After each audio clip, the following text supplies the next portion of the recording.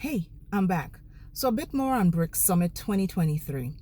If you've been paying attention, you would know that there are 6 countries that have been admitted to the membership with effect from the 1st of January 2024. Who are those countries? Well, you have Argentina from this side of the planet. From the African continent, you have Egypt and Ethiopia. You also have the United Arab Emirates, Iran, and Saudi Arabia. Now, what does this have to do with compliance? I'll get to that in a minute. With the existing BRICS countries, Brazil, Russia, India, China, and South Africa, these new members will mean that the BRICS as a group, as a bloc, will have more economic power than G7. It is going to herald a lot of changes. And what type of changes would that impact?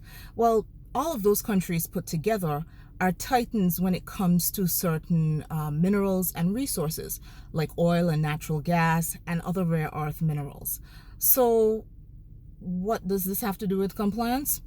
No, if you've been paying attention to some of the economic circumstances and modalities around the world, you would know that Argentina has had banking crises and economic collapses in the past few decades, and their economy is still not out of the woods.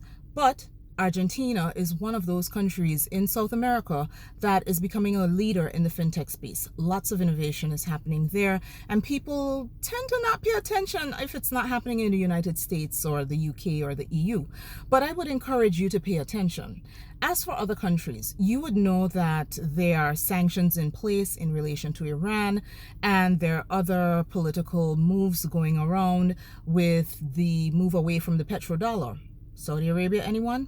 If all of these countries collectively can trade amongst each other through their own local currencies, backed by commodities with a stable value and with stable demand, what do you think that will do for those economies in comparison to the G7 or even wider Western powers? It's a lot to think about. And as it relates to compliance, it won't be a change that impacts you overnight, but I would encourage you to watch the discussions that are going to take place in relations to sanctions compliance in particular. There's also something to be said for other modalities of money laundering. So trade-based money laundering might be at play, and there may need to be safeguards in place because it's not all doom and gloom. I actually think it's a good thing, but we're going to have to see how this shakes out. Enjoy the weekend, people, and I'll be back on Monday with a compliance tip.